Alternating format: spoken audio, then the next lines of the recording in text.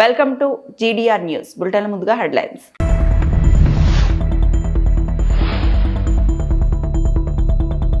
China సరిహద్దుల్లో emergency landing facility, హైవేపై దిగిన మోదీ విమానం.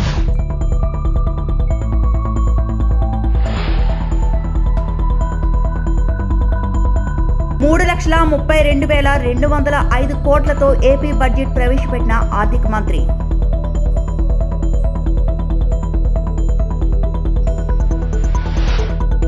తిరుమల శ్రీవారిని దర్శించుకున్న నరేష్ పవిత్ర.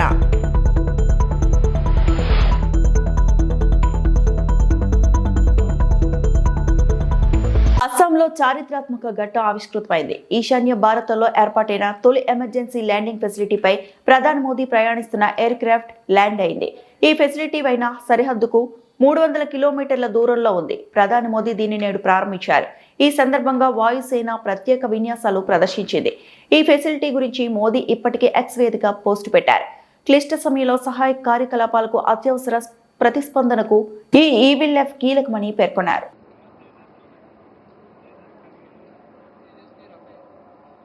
And now the most awaited moment, coming in from the far right, call sign Arjun 1, piloted by Group Captain APS Saini with Flight Lieutenant Jadhav, is now aligning for landing. Weighing over 38 tons, this twin-engine fighter demands nothing but absolute precision while landing on this highway.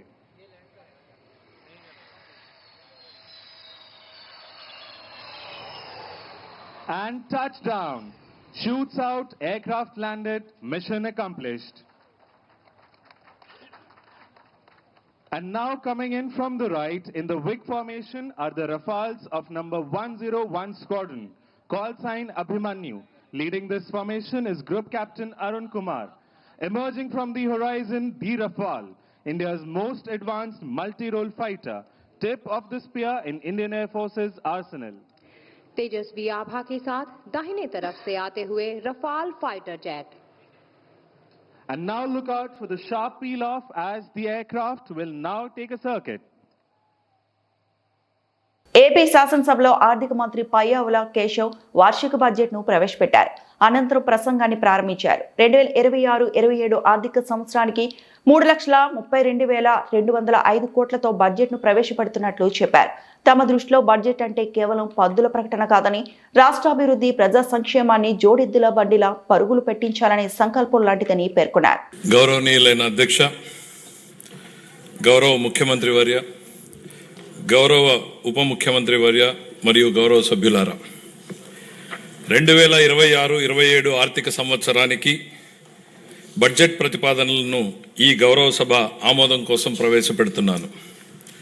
ఈ budget ఒట్టి జమా ఖర్చుల లెక్క మాత్రమే కాదు, 5 కోట్ల రాష్ట్ర ప్రజల ఆశలు, ఆకాంక్షలను నెరవేర్చేందుకు ఉద్దేశించిన రోడ్ మ్యాప్ ఇది. వరుసగా 3వసారి బడ్జెట్ సమర్పించడం నాకు దక్కిన అపూర్వమైన గౌరవం. ఈ అవకాశం ఇచ్చిన ముఖ్యమంత్రి చంద్రబాబు నాయుడు గారికి సర్వదా కృతజ్ఞుడిని. మా దృష్టిలో బడ్జెట్ అంటే కేవలం పద్దుల ప్రకటన కాదు, ఇది అంకెలకు అతీతం. రాష్ట్ర అభివృద్ధి, ప్రజా సంక్షేమాల్ని జోడెద్దుల బండిలా పరుగులు పెట్టించాలన్న మా దృఢ సంకల్పాన్ని బలంగా చాటి చెప్పే ఒక ప్రకటన. ఈ బడ్జెట్ సాగునీటి కోసం ఎదురుచూసే రాయలసీమ రైతుల కలల్ని సాకారం చేసేది, అవకాశాల కోసం ఎదురుచూస్తున్న శ్రీకాకుళం జిల్లాలోని యువ పట్టభద్రులకు గుండె నిబ్బరాన్నిచ్చేది, భవిష్యత్తుపై కొండంత ఆశతో కుటుంబాన్ని నడిపిస్తున్న నెల్లూరు గృహిణికి భరోసానిచ్చేది, కోస్తాలోని మహిళా పారిశ్రామికవేత్తలతో స్ఫూర్తిని నింపేది. దీనిలో ప్రతిపాదించే ప్రతి రూపాయి రాష్ట్ర ప్రజల ఆశలు, ఆకాంక్షలను సాకారం చేసేందుకు ఉద్దేశించింది. గత ప్రభుత్వ విధ్వంసకర పాలన చేసిన లోతైన గాయాలు, మిగిల్చిన చేదు అనుభవాలు మనం ఏం చేయకూడదో నిరంతరం గుర్తు చేస్తున్నాయి. గత ప్రభుత్వ దుష్పరిపాలన వల్ల రాష్ట్రానికి జరిగిన భారీ నష్టాన్ని, ఆర్థిక విధ్వంసాన్ని గమనంలో ఉంచుకుని 2024 సంవత్సర బడ్జెట్ ప్రవేశపెట్టాను. గత ప్రభుత్వం మిగిల్చిన గాయాలను మాన్పి 5 ఏళ్ల విషాదాన్ని దాటుకుని రాష్ట్రాన్ని పునర్నిర్మాణం చేసే దిశగా నడిపించేందుకు 2024 బడ్జెట్ బలమైన పునాది వేసింది. 2025 బడ్జెట్ స్వర్ణాంధ్ర 2047 లక్ష్యానికి అనుగుణంగా రాష్ట్రాన్ని అభివృద్ధి పథంలో నడిపించింది. అంత భారీ విధ్వంసానికి గురైన రాష్ట్రాన్ని పునర్నిర్మించేందుకు 2 ఏళ్లు చాలా తక్కువ సమయం. 2014లో జరిగిన అహేతుక విభజన రాష్ట్రానికి తగిలిన మొదటి దెబ్బ అయితే 2019-24 మధ్య అప్పటి ప్రభుత్వం చేసిన దుష్పరిపాలన రాష్ట్రానికి తగిలిన మరో పెద్ద షాక్. గత ప్రభుత్వం చేసిన ఆర్థిక విధ్వంసం, అపసవ్య విధానాలు, పాలకుల అసమర్థత రాష్ట్రాన్ని మరింత ఇబ్బందుల్లో కూరుకుపోయేలా చేశాయి. ఇన్ని సవాళ్లను ఎదుర్కొంటూ కూడా కూటమి ప్రభుత్వం అనుసరించిన నిర్మాణాత్మక విధానాల వల్ల జూన్ 24 నుండి ఈ 20 నెలల్లో రాష్ట్రం అద్భుతమైన అభివృద్ధి పథంలో సాగిందని చెప్పడానికి గర్వపడుతున్నాను. తిరుమల శ్రీవారిని పలువురు సినీ ప్రముఖులు దర్శించుకున్నారు. శనివారం వీఐపీ ప్రారంభ విరామ దర్శన సమయంలో సినీ నటులు నరేష్, పవిత్ర స్వామివారి సేవలో పాల్గొన్నారు. దర్శనానంతరం రంగనాయకుల మండపంలో పండితుల వారికి ఆశీర్వచనం చేసి స్వామివారి తీర్థప్రసాదాలను అందజేశారు. నవాబ్ కేఫ్ చిత్ర బృందం శ్రీవారిని దర్శించుకుంది. నటీనటులు శివ, కందుకూరి, తేజు, అశ్విని, దర్శకుడు ప్రమోద్ స్వామివారి సేవలో పాల్గొన్నారు. అందరికీ నమస్కారం అండి. నా పేరు శివ కందుకూరి. ఇవాళ మా నవాబ్ కేఫ్ అనే టీంతో స్వామిని దర్శించుకోవడం జరిగింది. తిరుపతి సిటీలో మా ట్రైలర్ లాంచ్ అని ఎప్పుడైతే అన్నారో స్వామిని దర్శించుకోవడానికి అది ఒక అవకాశంగా వాడుకుందాం అని అనుకున్నాము. చాలా చాలా బ్యూటిఫుల్ ఎక్స్పీరియన్స్ అండి. ఎప్పుడు ఇక్కడికి రావటము, స్వామివారిని చూడటం డెఫినెట్గా చాలా చాలా బ్యూటిఫుల్ ఎక్స్పీరియన్స్. సో ఈ నెల 20th మా సినిమా రిలీజ్ అవుతుంది.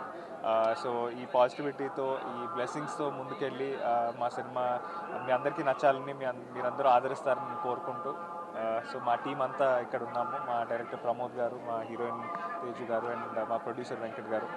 సో ఇవాళ మధ్యాహ్నం 3 o'clockకి తిరుపతిలో మా కాలేజ్లో, మేము మెడ్జీ కాలేజ్లో ట్రైలర్ లాంచ్ చేస్తున్నాము. సో ట్రైలర్ కూడా మీ అందరికీ నచ్చాలని మనస్ఫూర్తిగా కోరుకుంటున్నాం. Thank you. అందరికి నమస్కారం. నా పేరు తేజు అశ్విని. వాళ్ళ స్వామివారి దర్శనం జరిగింది. అన్నీ సక్సెస్ఫుల్గా, హ్యాపీగా, స్మూత్గా జరిగింది. సో మా మూవీ కూడా అలాగ ఉంటుందని ఎక్స్పెక్ట్ చేస్తున్నాం.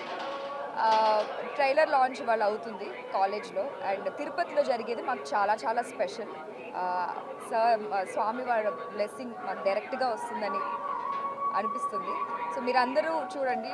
Feb 20th సినిమా వస్తుంది. ప్లీజ్ చూడండి. మహాశివరాత్రి వార్షిక బ్రహ్మోత్సవాలు పురస్కరించుకొని 5వ రోజున శ్రీకాళహస్తీశ్వరుడు హంస వాహనంపై కొలువు తీరి భక్తులకు దర్శనమివ్వగా, శుక వాహనంపై జ్ఞాన ప్రసూనాంబ అమ్మవారు కొలువు తీరి భక్తులకు దర్శనమిచ్చారు. కోలాటాలు, ఆటపాటల మధ్య భక్తులు స్వామి అమ్మవార్లను నయనానందకరంగా దర్శించుకున్నారు.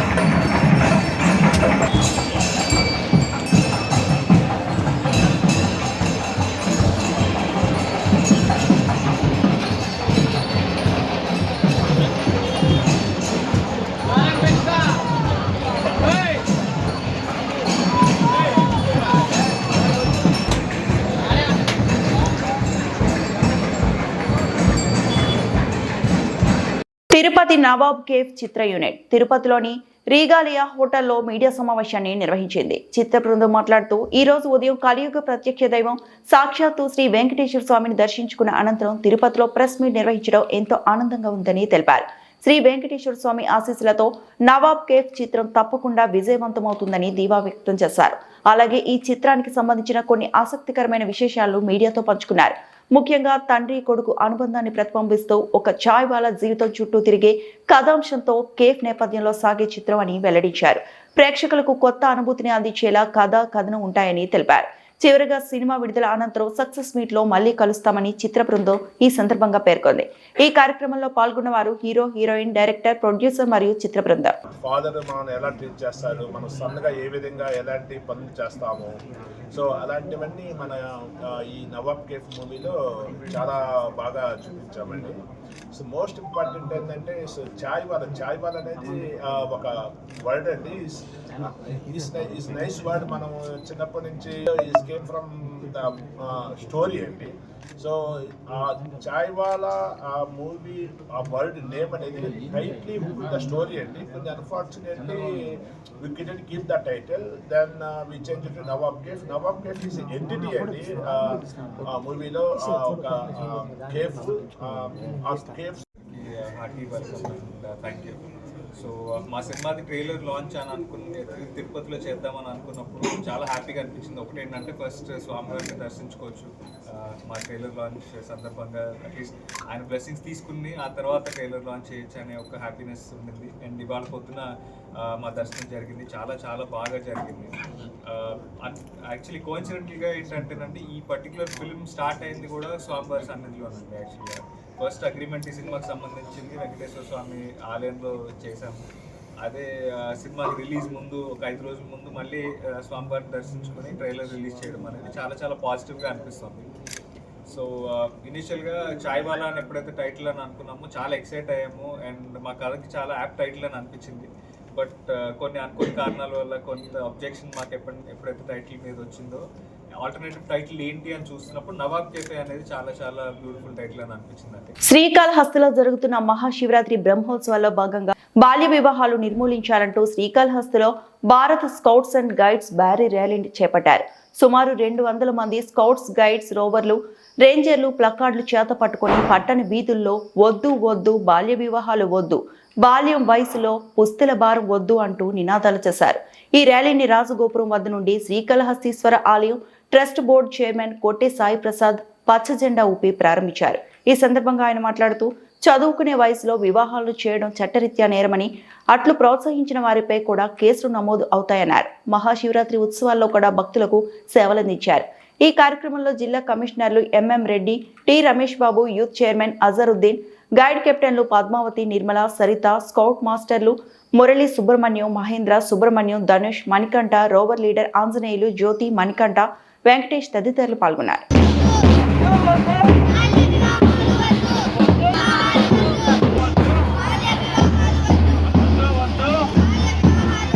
ఈరోజు శ్రీకాళహస్తి బ్రహ్మోత్సవాల సందర్భంగా స్కౌట్స్ అండ్ గైడ్స్ ఆధ్వర్యంలో బాల్య వివాహాల గురించి అవగాహన గురించి వీళ్ళు ర్యాలీగా నిర్వహిస్తున్న ఈ ర్యాలీకి నన్ను పిలవడం చాలా ఆనందంగా ఉంది.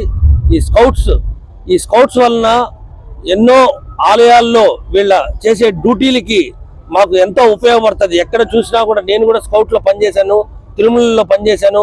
ఈ స్కౌట్ వలన ఎక్కడికెక్కడ భక్తులకి అవగాహన తెప్పించి వాళ్ళకి సౌకర్యాలు కల్పించే విధంగా ఈ స్కౌట్లో ఉన్న పిల్లలందరూ చాలా ఉపయోగపడతారు. ఈ ఒక్క స్కౌట్ని మనము చాలా ఉపయోగించుకోవాలి. భక్తులందరికీ కూడా ఈ స్కౌట్ చాలా ఉపయోగపడుతుంది.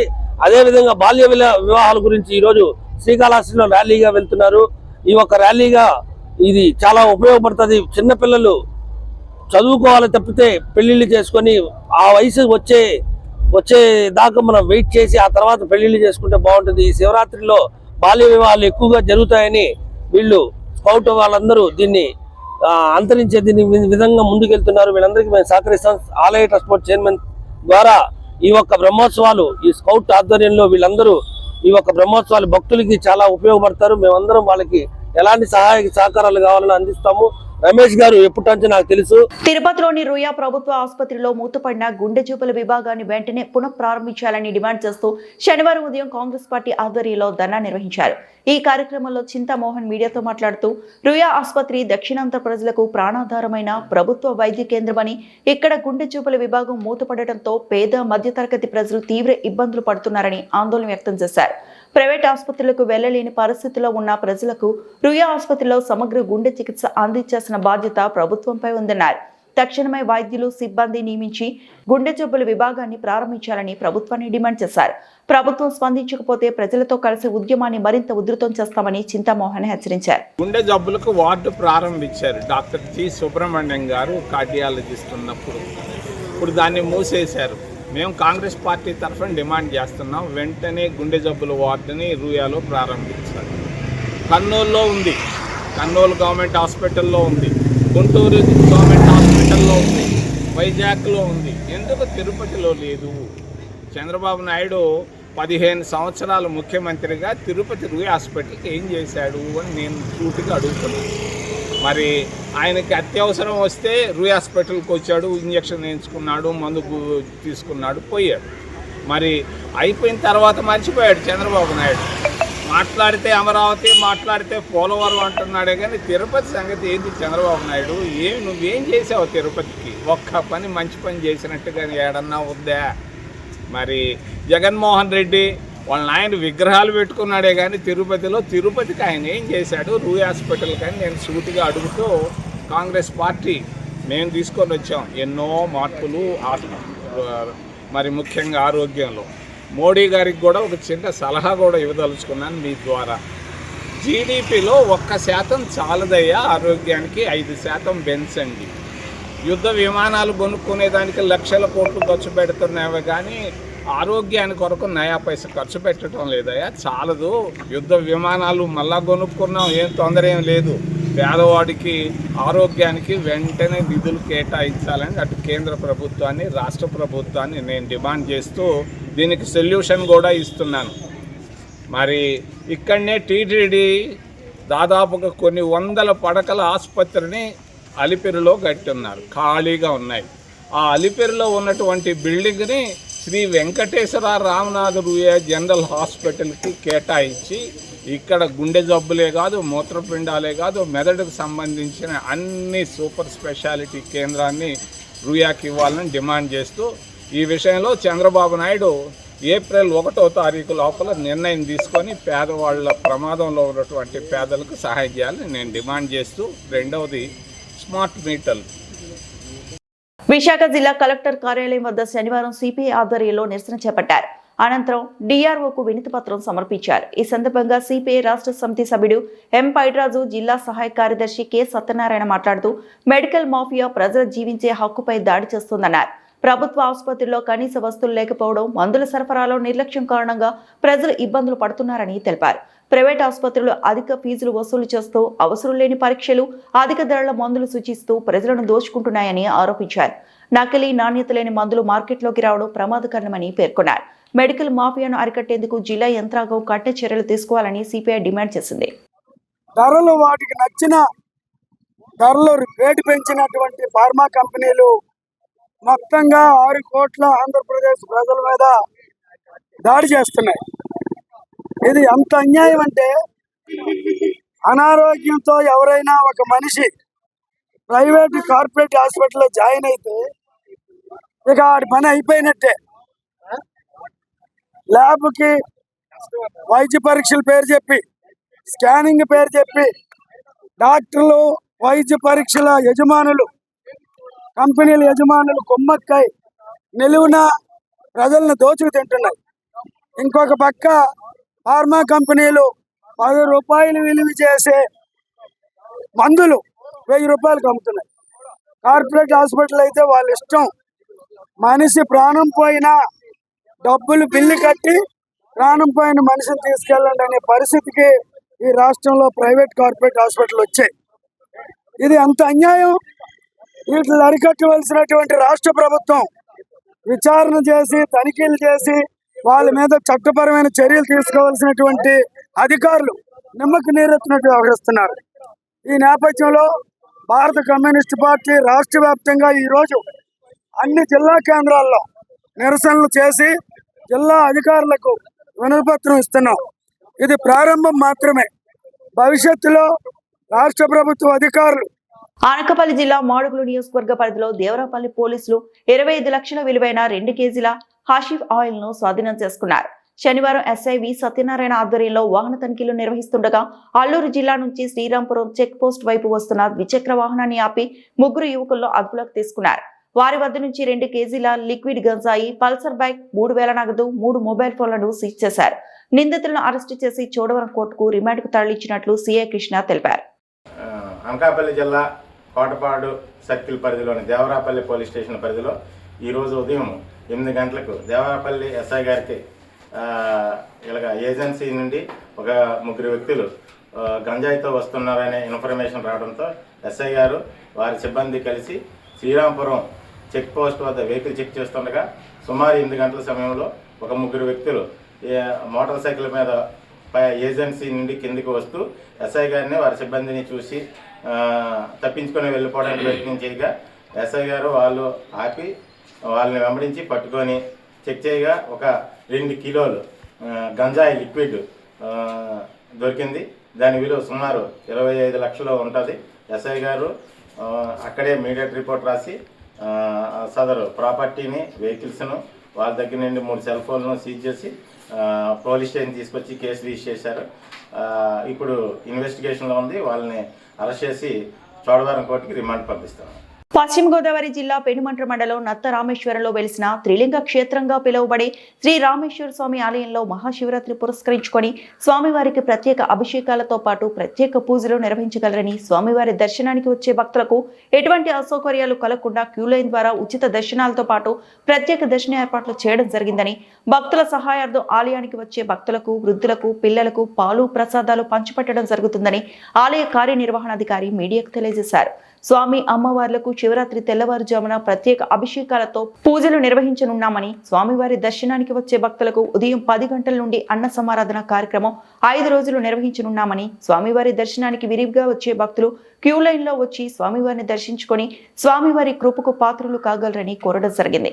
అలాగే శివరాత్రి పురస్కరించుకొని ఉదయం స్వామివారి దర్శనార్థం స్థానిక ఎమ్మెల్యే పితాని సత్యనారాయణ ఆలయానికి విచ్చేస్తారని, ఎటువంటి అల్లర్లు జరగకుండా స్వామివారి దర్శనార్థం తీర్థానికి వచ్చే భక్తులు వారి బంగారు ఆభరణాలు, డబ్బులు, వాహనాలు జాగ్రత్త పరచుకోవాల్సిందిగా కోరుతూ సీసీ కెమెరాల పర్యవేక్షణలో పోలీసు వారి సహాయ సహకారాలతో నిఘా పెట్టడం జరిగిందని, కావున ఈ ఆలయానికి వచ్చే భక్తులు 50 మంది ప్రజలు ఈ మహాశివరాత్రి పర్వదినాన భక్తి శ్రద్ధలతో ఎటువంటి వివాద కార్యక్రమాలు జరగకుండా ఆలయ కమిటీ వారికి సహకరించాలని ఆలయ కమిటీ వారు కోరారు. శ్రీ రామేశ్వర స్వామివారి దేవస్థానం నత్త రామేశ్వరం, పెనుమంట్ర మండలం, పశ్చిమ గోదావరి జిల్లా. ఈ దేవస్థానానికి ఎగ్జిక్యూటివ్ ఆఫీసర్గా పనిచేస్తున్నాను. నా పేరు పొలమ వేణుగోపాలరావు. మనకి ఇది 13/2/26 నుంచి 17/2/26 వరకు ఈ 5 రోజులు మహాశివరాత్రి ఉత్సవాలు ఘనంగా జరుగుతాయండి. ఈ శివాలయంలో ఈ స్వామివారు కోరికలు తీర్చేటువంటి స్వామివారు కనుక దూర ప్రాంతాల నుంచి కూడా ఎక్కడి నుంచో వచ్చి స్వామివారి దర్శనం చేసుకొని వారి యొక్క కోరికలు విన్నవించుకొని తీర్చుకోవడం జరుగుతుందండి. ఈ స్వామివారి దర్శనం కోసం సుమారు ఒక 50,000 మంది, 40,000 మంది, 50,000 మంది దాకా భక్తులు వచ్చి స్వామివారి దర్శనం చేసుకుందండి. దేవస్థానం నుంచే కానీ భక్తుల సహకారంతో కానీ ఉచిత అన్న సమారాధన సుమారు 25,000 మందికి అన్న సమారాధన ఏర్పాటు చేయడం జరుగుతుందండి. అలాగే ఉచిత ప్రసాద వితరణ జరుగుతుంది భక్తుల సహకారంతో. అలాగే మంచినీటి సౌకర్యాలు కూడా ఏర్పాటు చేశామండి. నంద్యాల జిల్లా పవిత్రమైన దేవస్థానం అహోబిలం గ్రామంలో నాటుసారా ఘాటు. నంద్యాల జిల్లా ఆళ్లగడ్డ స్థానిక ఎక్సైజ్ శాఖ నిర్లక్ష్యంతో పరమ పవిత్రమైన దేవస్థానం అహోబిలం గ్రామంలో నాటుసారా సరఫరాపై నంద్యాల ఎక్సైజ్ సూపరింటెండెంట్ రవి ఆదేశాలతో ఈఎస్టీఎఫ్ టీం రంగంలోకి దిగి ఒకే ఇంట్లో బండ కింద ఉన్న 60 లీటర్ల నాటుసారా స్వాధీనం చేసుకుని కేసు నమోదు చేశారు. స్థానిక ఎక్సైజ్ శాఖ అధికారులపై ప్రజల్లో విమర్శలు వెలువెత్తాయి. వారం రోజుల్లో అహోబిలం బ్రహ్మోత్సవాలు ఉండడంతో నాటుసారా ఘాటుపై కలకలం రేపింది.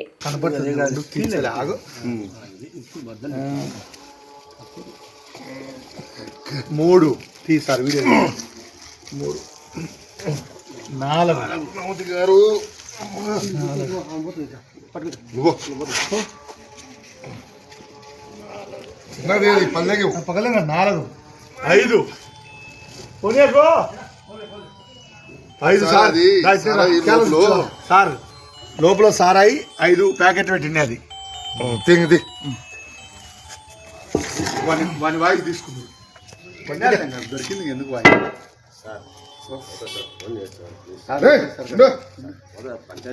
ఈ వార్తలు ఇంతటితో సమాప్తం.